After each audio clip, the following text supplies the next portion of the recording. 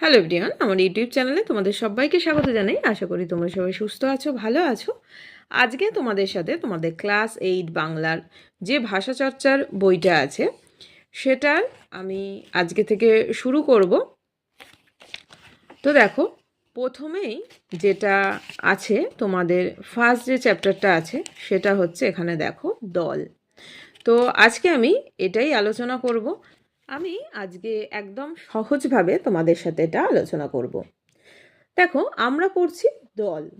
দল মানে কি? দল শব্দটির অর্থই হচ্ছে অক্ষর, যাকে আমরা ইংরেজিতে সিলেবেল বলি। একটু ডিটেলসে আমরা জেনে নিই।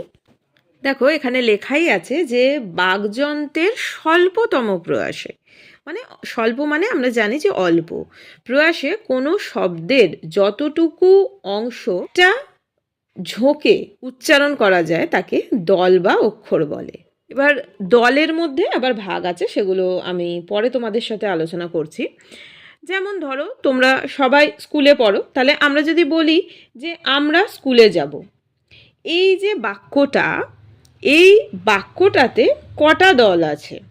আমি স্কুলে যাব, তাহলে মি, দেখো আমরা কিন্তু এইভাবে বলছি মি, তাহলে একটা দল, মি একটা দল।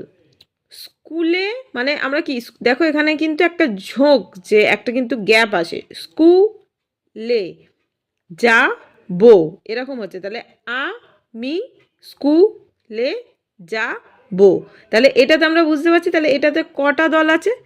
6টা দল আছে। এবার ধরো আমরা বললাম যে আমি অষ্টম শ্রেণীতে পড়ি, এটা আমাকে কমেন্ট বক্সে জানাবে যে এখানে কটা দল আছে।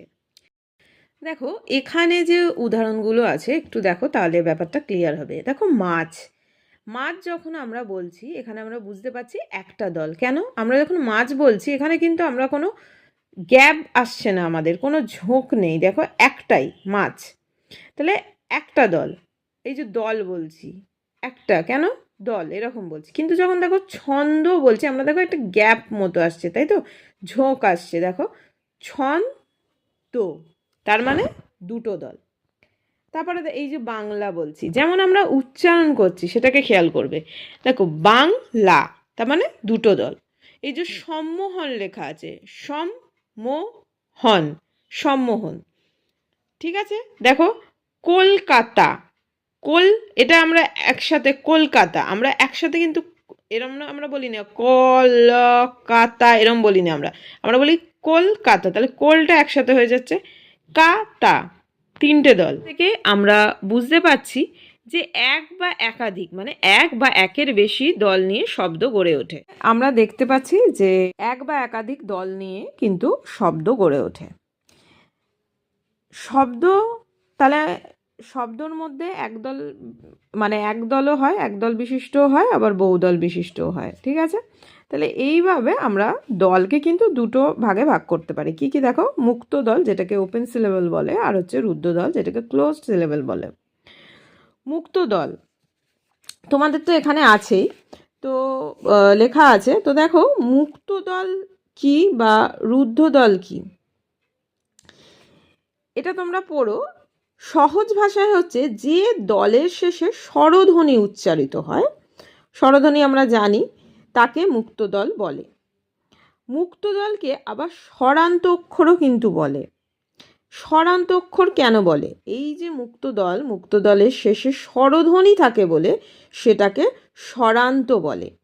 যেমন দেখো একটুখানি বলি যে মানে মুক্ত দলেরটা একটুখানি বলি যে মাতা, মা, মায়ের, দেখো মাতা যখন বলছি ময়ের শেষে আ এবং তয়ের শেষেও আ উচ্চারিত হচ্ছে, তাহলে আমাদের এখানে কিন্তু এটা কি দুটি কি এখানে মুক্ত দল।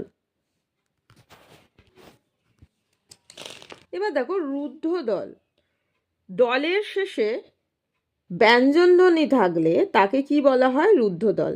যেমন ধরো ধান, গম, চাল, এইগুলো। আর একটা কথা বলি, তোমাদের যদি বলা হয় যে হলন্ত শব্দ কাকে বলে, শব্দান্তের ব্যঞ্জন বর্ণে যদি স্বরধ্বনি যুক্ত না থাকে তাহলে তাতে হস চিহ্ন ব্যবহৃত হয়। এই হস অন্তযুক্ত শব্দকেই কিন্তু হলন্ত শব্দ বলে।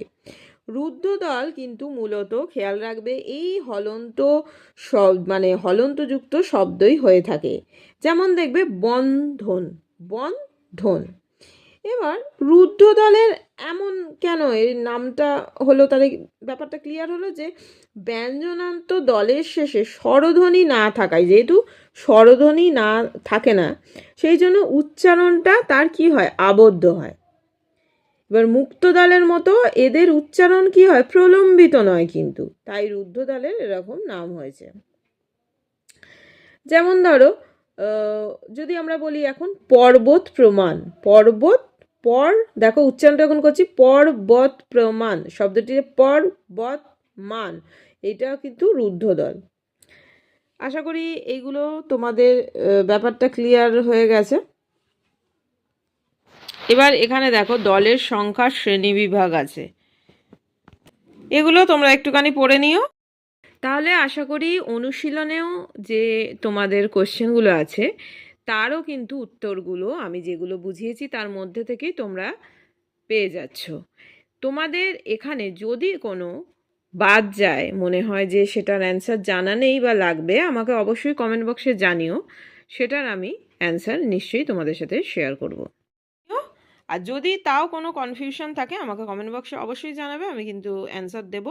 তো ভিডিওটা আজকে এখানেই শেষ করলাম, নেক্সট টপিক নিয়ে পরে তোমাদের সাথে কথা হবে। টাটা।